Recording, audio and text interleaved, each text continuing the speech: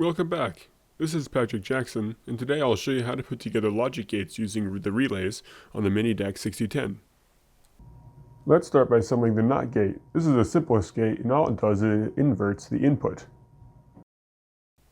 We start by setting up the relay. We ground the coil and put power to the arm.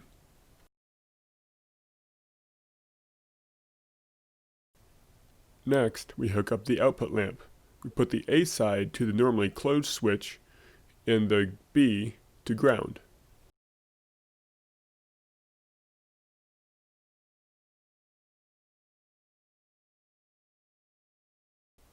And the last thing we do is hook up the switch. So we're going to put the arm to power, and then we're going to put the normally open switch to C of the relay.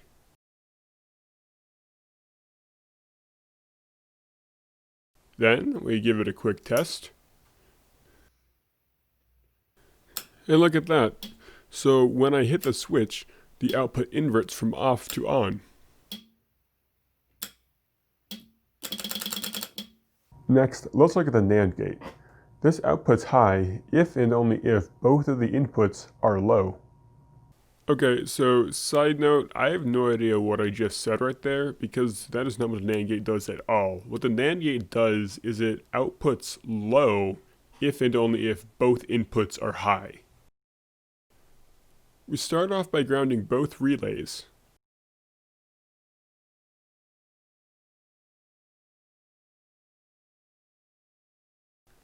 Then we bring power to both of the arms.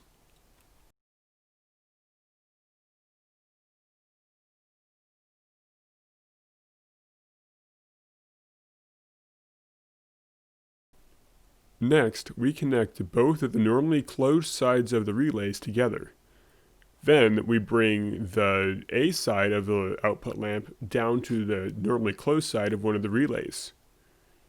Then we ground off that lamp.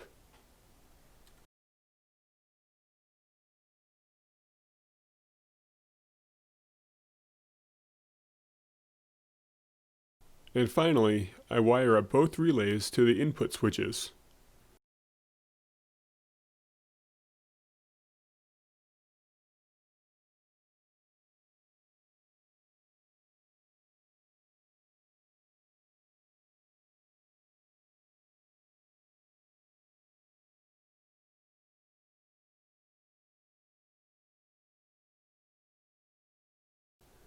We turn it on to give it a test.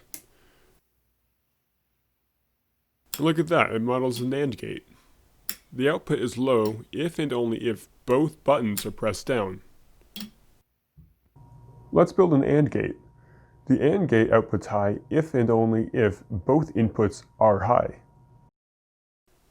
We start out by setting up the two relays. We ground each F point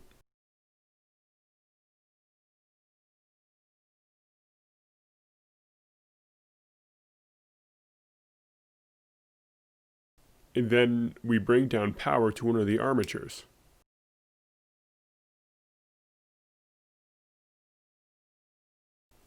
Next, we connect the normally open sides of the relays together. Next, we connect the arm of the second relay to the output lamp. And while we're at it, we will ground that lamp too.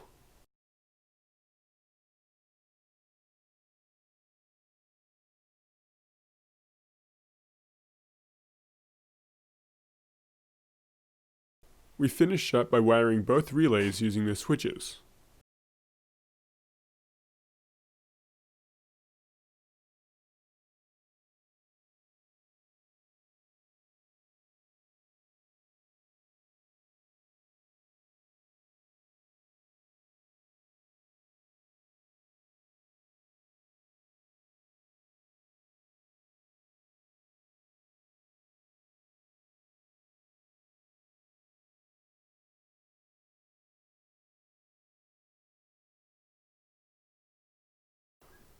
Okay, we turn it on for a test.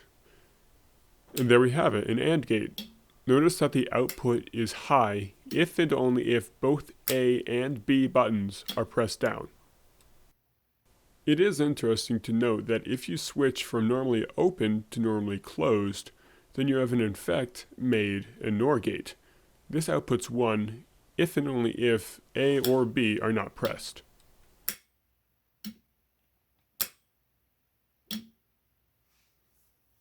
Lastly, let's build the XOR gate.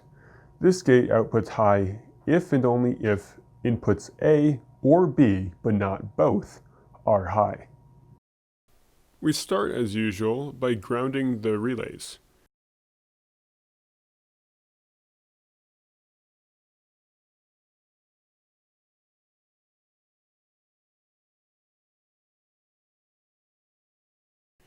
Then we bring down power to one of the relay arms, and then we connect the output lamp to the other relay arm.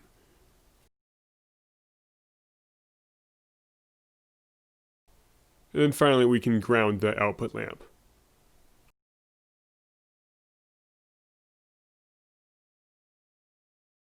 And we connect the two switches to the two relays.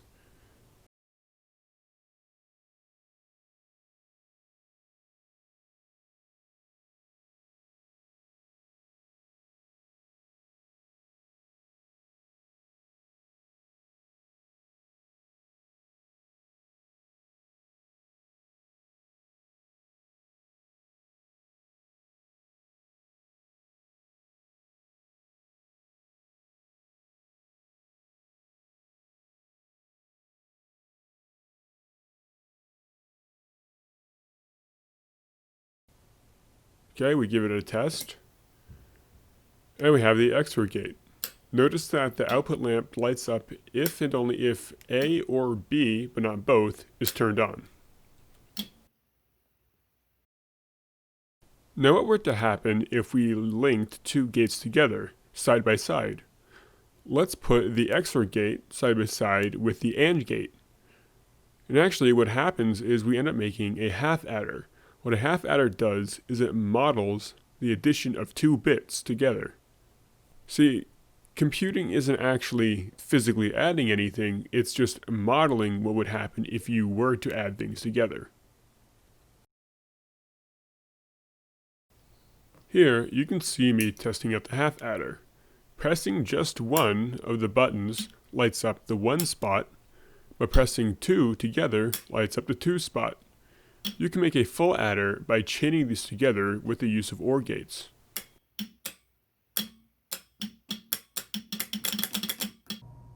And that's it. We can build all the logic gates on the Minidac 6010, including putting together a half adder. There is the OR gate, but that's a very simple gate. It just outputs high if A or B are high. And there is the implies gate, but that is not really ever used in programming.